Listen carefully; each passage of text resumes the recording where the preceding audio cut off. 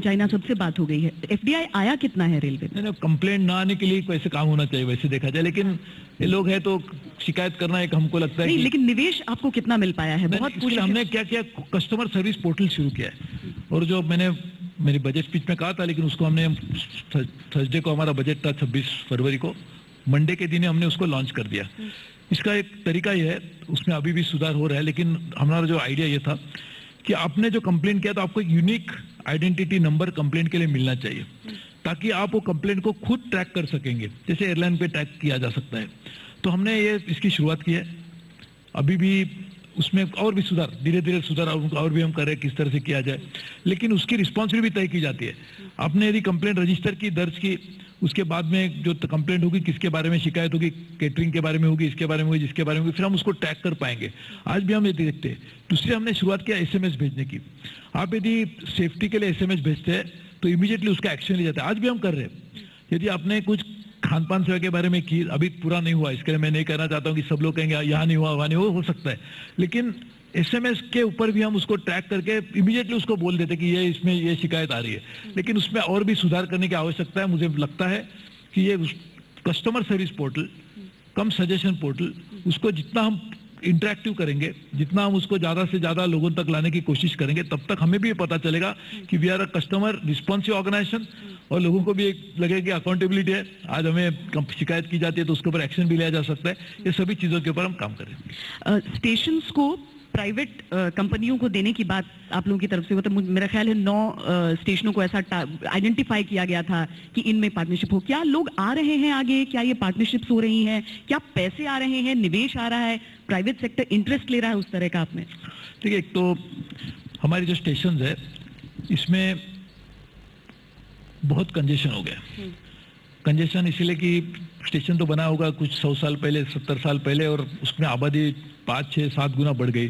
सिर्फ हमारी देश की आबादी नहीं बढ़ी, तो जो जहाँ शहरों की, जहाँ पे ज़्यादा से ज़्यादा कंजेशन है, उसकी आबादी और भी बढ़ गई।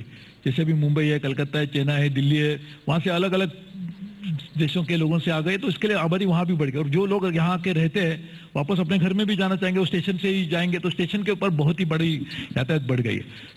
पहले जो कैपेसिटी थी वही है, तो अब उसको एक्सपांड करने के लिए हमने एक नई योजना बनाई। अभी 5, 6, 7 स्टेशन ऐसे जिसको हम खुद बनाएंगे। इसके लिए हमने खुद आरएफपी करेंगे ये साल में। अगले साल जब मुझे आप बुलाएंगे उससे पहले हम कम से कम 2 स्टेशन के लिए हमने कुछ काम शुरू किया होगा, ये मैं आपको वादे से कह सकता हूँ। आइडेंटिफाई किया है अभी नहीं तो, लेकिन हम ये करेंगे। लेकिन बाकी के जो स्टेशन है, लेकिन आपने आइडेंटिफाई कर लिया? आइडेंटिफाइड स्टेशन है, तो 6-7 में से 2 शुरू कौन से किए जा सकते हैं हम देख रहे हैं, लेकिन मैं जरूर आपको बताऊंगा। नाम नहीं बताएंगे अभी? डेफिनेटली आपको बता दो, क्योंकि मैं अभी बताऊंगा तो वही होना चाहिए, ऐसा नहीं होना चाहिए, लेकिन हो जाएगा। साथ साथ में जो और सारे स्टेशन है, हम एक नई नीति ला रहे हैं कि जिसमें जो आदमी चाहेगा वो स्टेशन डेवलप करने के लिए उसका बेयर मिनिमम रेलवे की जो रिक्वायरमेंट है, कि जैसे स्टेशन ऑपरेट करने के लिए हमको रिक्वायरमेंट है, प्लेटफॉर्म की साइज होनी चाहिए, यार्ड होना चाहिए, वहाँ पे स्टेशन मास्टर के लिए सिग्नलिंग के लिए ये व्यवस्था होनी चाहिए, ये सब वो हमें देगा। और जो लैंड और एयर राइट्स है उस जगह के, क्योंकि वही तो उसकी वैल्यू है रियल की, तो उसको डेवलप कर पाएगा। उसमें 2-3 लाभ होंगे। एक तो उससे जो कुछ धन मिलेगा वो भी रेलवे उस वापस कस्टमर सर्विस की सुधार करने के लिए ला सकते हैं। हमारे इन्वेस्ट करने की जरूरत नहीं है उसमें, क्योंकि हमारी लैंड तो है ही है पहले से। हम लैंड बेचेंगे नहीं, कंसेशन पे देंगे। नंबर 2, इसके कारण वहाँ पे बहुत बड़े पैमाने पे एक अच्छा इंफ्रास्ट्रक्चर भी डेवलप हो जाएगा। तो ये सब हम स्टेशन डेवलप करने के लिए ला रहे। इसकी पूरी तरह से पारदर्शी प्रक्रिया रहेगी, पूरी वेब बेस्ड बिडिंग होगा, यानी आप जो कुछ लेना चाहता है किसी स्टेशन डेवलपमेंट के लिए, उसका प्लान बनाए, उसका टेक्निकल इवैल्यूएशन सेपरेटली किया जाएगा, कमर्शियल इवैल्यूएशन सेपरेटली किया जाएगा। वो करने के बाद यदि मेरा बिड एक्सेप्ट करना है तो मेरा बिड जो है वो भी वेबसाइट पे रखा जाएगा, ताकि कोई दूसरा आदमी उसको चैलेंज कर सकता है। उसके बाद में इस प्रोसेस को कंप्लीट होने के बाद वो स्टेशन डेवलप किया जाएगा। मुझे लगता है इसके कारण काफ़ी बड़े पैमाने पे हमारे स्टेशन भी डेवलप हो जा सकते हैं। हमारे प्रधानमंत्री जी हमेशा कहते आए, और उनका एक बहुत ही बड़ा एक मिशन है कि रेल स्टेशंस को एयरपोर्ट जैसी सुविधा लोगों को देनी चाहिए और मिल सकती है। एयरपोर्ट से एक एडवांटेज रेलवे के पास है।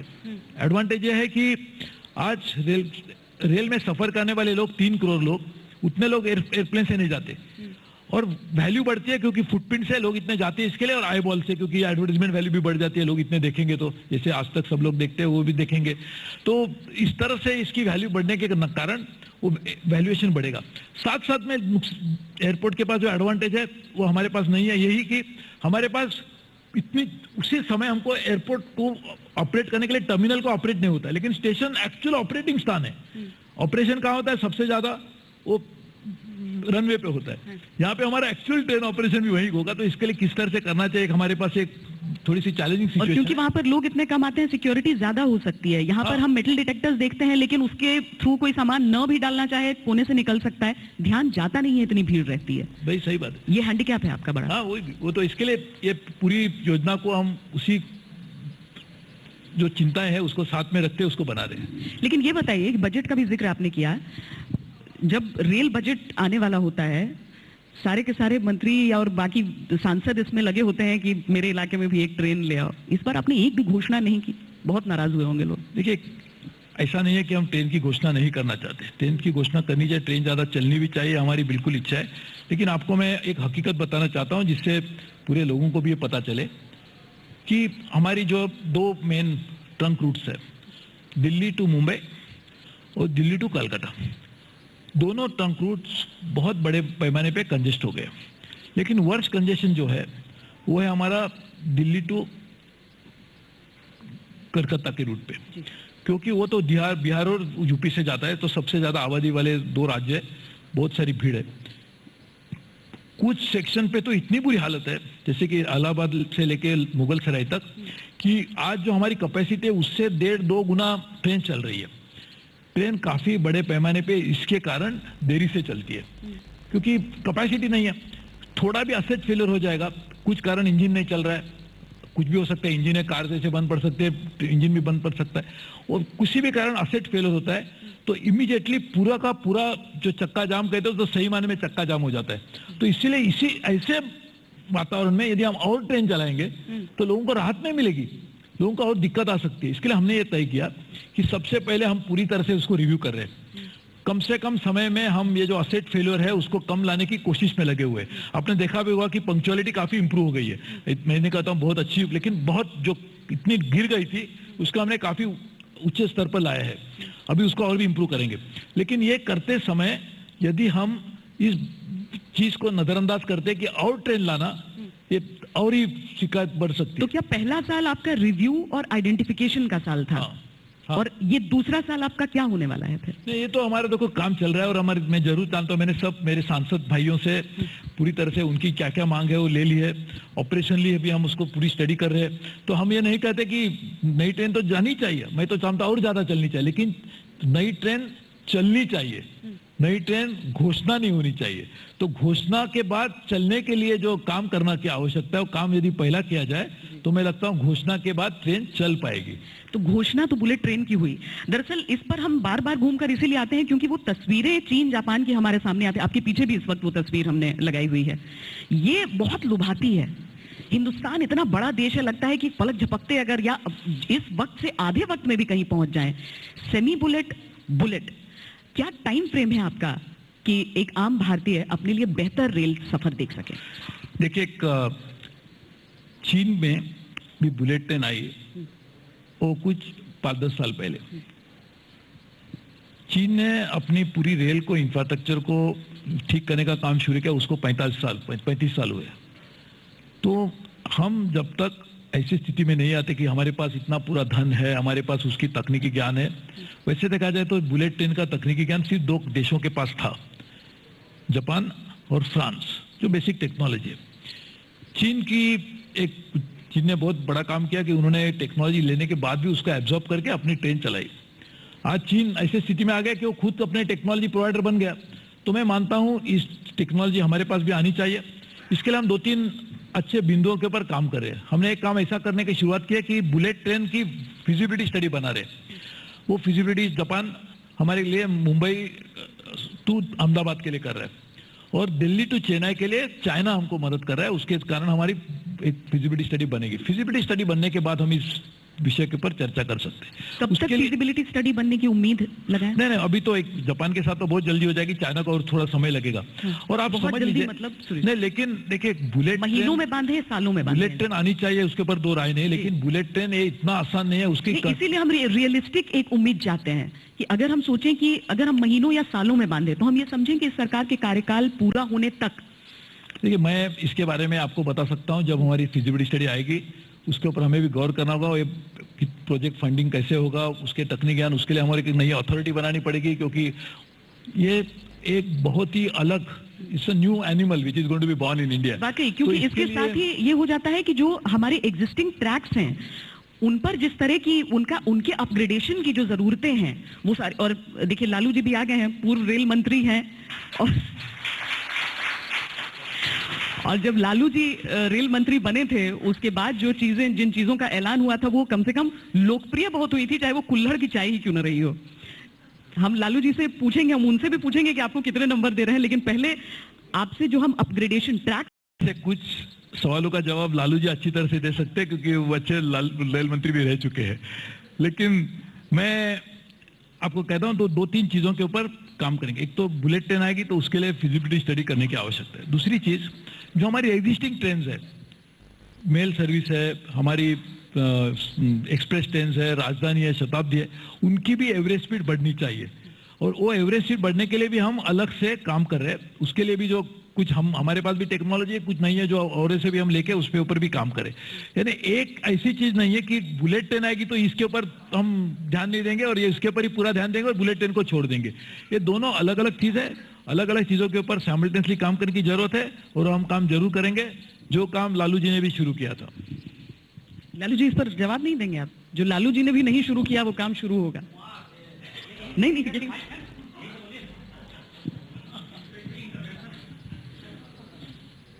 यहाँ आने के पहले प्रभु भाई की मैं प्रशंसा कर रहा था जर्नलिस्टों के बीच में कि बहुत अच्छे इंसान हैं, भले आदमी हैं। पता नहीं इनके ऊपर ड्यूटी लगाया गया है कि नहीं आरएसएस का, लोगों का मिलने जुलने, इसमें अच्छा आदमी है ये। गार्लैंड स्कीम याद होगा आपको, अटल जी के समय में नदियों को जोड़ने का ये जिम्मा इनको दिया गया था। हम बहुत होपफुल हैं कि काम करेंगे, और इनका बड़प्पन है कि क्वार्टर छोड़ने के पहले मुझसे मिले थे, यहाँ क्वार्टर पाए थे, इनकी मैडम जी भी थी। तो हमने इनको ब्लेस किया, हमने कहा कि हमसे भी जो एडवाइस वगैरह कुछ लेना होगा, जो हमने किया है तो लीजिएगा, जरूर हम सहयोग करेंगे। तो ह्यूज कंजेशन है इंडियन रेलवे में, अभी एग्जिस्टिंग जो लाइन है, मेल लाइन, ह्यूज कंजेशन। और याद होगा आप लोगों को कि हमने कहा था कि इंडियन रेलवे जर्सी काऊ है, एक कमाऊ घोड़ा है। सरकार पर डिपेंड हम नहीं किए थे, हमने अपने कर्मियों को कॉन्फिडेंस में लिया था, सभी को एक परिवार के रूप में मिलकर काम करने का, और एवेजन को और चोरी को रोकने का बहुत सारा स्कीम है। और हमारा मन टूटा था, बुलेट ट्रेन जो विदेशों की बात हम लोग यहाँ करते हैं, ये बात चलेगी नहीं, भले भाषण करें हम लोग, क्योंकि जितने भी एमपी हैं, जनप्रतिनिधि है, उसके लिए डेडिकेटेड लाइन चाहिए, फेंसिंग चाहिए। काऊ क्रॉस करता है, हाथी क्रॉस करता है, ट्रक है, गाड़ी है, आप देखती होंगे कि कितना लोग रन ओवर हो जाते हैं मना करने के बाद भी। तो यहाँ से मान लो कि हमको ले जाता मुंबई में बुलेट ट्रेन को, तो इस बीच के जितने भी एमपी होंगे ये चलने नहीं देंगे, सब बोलेंगे मेरे यहाँ स्टॉपेज 2 मिनट का रख दो। हमको इंडिया में रख के बात करना होगा, तो झंझट का बिया है। प्रभु जी ने तो किसी की बात ही नहीं सुनी, ट्रेन ही नहीं चलाई कोई नहीं अपने बजट में। अरे ये सवाल आएगा, ये बिल्कुल विफल विचारे हो जाएंगे। और इसमें 2-3 बात इनको करना है कि आमदनी बढ़ाना है। 80% गुड्स रोड पर जा रहा है, माल, देश का माल, जिस पर बहुत लोग रन ओवर होते हैं रोड पर भी, हर व्यापारी चाहता कि रेलवे पर हम शिफ्ट करके हमको रेलवे से ले जाए, देखो अगर मिले। और जो गुड्स ट्रेन है हमारा, जो कमाऊ घोड़ा, आप देखेंगे, आप सभी लोग देखते होंगे कि राजधानी पास करने के लिए, एक्सप्रेस पास करने के लिए, जो भी गाड़ी पास करना हो तो उसको लूप लाइन में डाल देता है, संटिंग में डाल देता है मालगाड़ी को। अब वहीं पर चोरी भी शुरू होता, बोमा मार के माल निकाल रहा है। वहीं से कोयला उठा के, कोयला उतार के नीचे ढहा देता है और वहां से लोग ले जाता है। तो कमाऊ घोड़ा को रूट देना पड़ेगा, इसीलिए डेडिकेटेड फ्रेट कॉरिडोर, याद होगा, डेडिकेटेड फ्रेट कॉरिडोर माननीय मनमोहन सिंह जी ने अध्यक्षता में हम लोग Ludhiana to Howrah, covering all ports of Haldia including Haldia, जो जाता है विदाउट डिस्टर्बिंग द सिटी, गांव, विलेज। चूंकि रेल लाइन के दोनों तरफ आप देखेंगे कि पूरा जगह छोड़ा हुआ रहता, पिलर हमारा रहता है, तो मेन लाइन पर बाकी गाड़ी उसमें चले तो लंबा हो जाएगा। तो मेरा ही भाषण होगा, प्रभु भाई बोलेंगे कहाँ से आ गए, तो हम सहयोग करेंगे। चल, आपने तारीफ कर दी थी पत्रकारों के सामने, आप पहले साल के काम पे कितना नंबर दे देंगे? 10। किन को? प्रभु जी, हम चाहते हैं कि अभी लगता है कि काम टेकअप नहीं हुआ है, इनका भी काम टेकअप नहीं हुआ है। हाँ। अभी उलझन में ही लोग सब हैं, उलझन में लोग हैं। आप नहीं बोलना चाहिए, बोले बिना हम लोग को रहा भी नहीं जाता है। वो हर जगह ऑफिस है। अब देखिए, प्रभु भाई सहमत होंगे, इंडियन रेलवे रेल भवन में अंबाला से, रेवाड़ी से, नोएडा से, गाजियाबाद से, दूर दूर से कर्मचारी अफसर आता है काम करने। बिना शौच किए हुए ये लोगों ने एक आदेश निकाल दिया कि 9 बजे आके उंगली डालना है, हाजिरी देना है। 9 बजे आओ। अब वो सब भागा दौड़ा, बिना नहाए धोए निकलते चला रहा है, और आकर के जाकर जल्दी लाइन लगाता है हाजिरी देने के लिए। अब पूछ लीजिएगा, हम सुने हैं, सच है अब इसमें क्या गड़बड़ी है। तो वो जब हाजिरी दे देता है तो फिर पैखाना के लिए लाइन लगाता है रेल भवन में। और यही वो लोग था कि केजरीवाल को रात भर बैठ के वोट दे के केजरीवाल को जिताया। अब पूछिए, सरकारी कर्मचारियों पर कड़ाई की उन लोगों ने, आप लोगों को सबक यहाँ पे सिखाया। लेकिन चलिए हम वापस रेल पर ही लौट आते हैं। स्ट्रेटेजिक लाइंस भी आपका एक बहुत अहम मुद्दा था, उस पर काम पे हम क्या समझें? जो आपने अभी हर चीज में आप कह रहे हैं कि अभी असेस किया जा रहा है, आगे करेंगे। हम इस बात पर यकीन कर सकते हैं क्योंकि आप एक ऐसे मंत्री हैं जिससे भले ही सारे बीजेपी के सांसद ये कहते हैं कि वो तो अभी भी शिवसेना के ज्यादा बीजेपी के कम हैं, लेकिन ये साथ में सब कह देते हैं कि काम बहुत करते हैं। देखिए, एक तो 2 अलग अलग चीज़ों के ऊपर हमको पैरेलली काम करने की आवश्यकता है। एक तो स्ट्रक्चरल इश्यूज है कि जैसे हमारे लाइन्स है, नई लाइन है, उसको लालू जी भी जानते हैं, 3-5 साल के पहले कोई लाइन बन नहीं सकती, तो उसके लिए तो समय लगता है, वो लगेगा ही लगेगा। कस्टमर एमिनिटीज जो सर्विसेज है उसके लिए तो मैंने जैसे अभी शुरू में कहा कि उससे 36 दिन में 39 लोगों को हमने काम भी कर दिया। लेकिन ये दोनों चीज़ों के ऊपर पैरेलली काम करने की जरूरत है, शॉर्ट टर्म, मीडियम टर्म और मीडियम टर्म। तो हमने व्हाइट पेपर लाया था जिसमें कहा था क्या प्रॉब्लम्स है, और हम लालू जी बिल्कुल इससे सहमत होंगे कि लालू जी के बाद में जिसने व्हाइट पेपर लाया था दूसरे मंत्री ने, उसमें उनके बारे में शिकायत की। हमने एक भी शिकायत किसी के बारे में नहीं की। हमने बिल्कुल कहा कि ये शिकायत करने का मौका नहीं है और जरूरत भी नहीं है, सब मिलकर रेल को ठीक करना चाहिए। इसके लिए हमने वो व्हाइट पेपर बनाया, बजट भी किया 1 साल का, लेकिन 5 साल का पर्सपेक्टिव रखा है। और मैं मानता हूं ये 5 साल के बाद और 5 साल हम उसी तरह से निवेश करेंगे जो हम अभी कर रहे हैं, उससे बढ़ के। तो मुझे लगता है 10 साल में इसकी स्थिति बहुत अच्छी बन सकती है, लेकिन इतनी अच्छी नहीं बनेगी जितनी हम चाहते हैं, क्योंकि रेल की एक यूनिकनेस ऐसी है कि एक एक प्रोजेक्ट बनने के लिए 3-3, 5-5 साल कम से कम लगते, पहले तो ज्यादा भी लगते थे। लेकिन ये करना चाहिए। अभी हम लालू जी के चुनाव क्षेत्र अभी पहले था माधेपुरा में, वो भी चाहते थे एक फैक्ट्री बननी चाहिए, बन नहीं पाई। अभी आपको सुन के खुशी होगी लालू जी कि हमने उसके लिए RFQ भी इश्यू कर दिया है, तो बहुत इसके लिए। और हमने चेंज नहीं किया, हमने ये नहीं किया कि लालू जी का है इसके लिए अभी चेंज कर दो, हमने वहीं पे कर रहे हैं।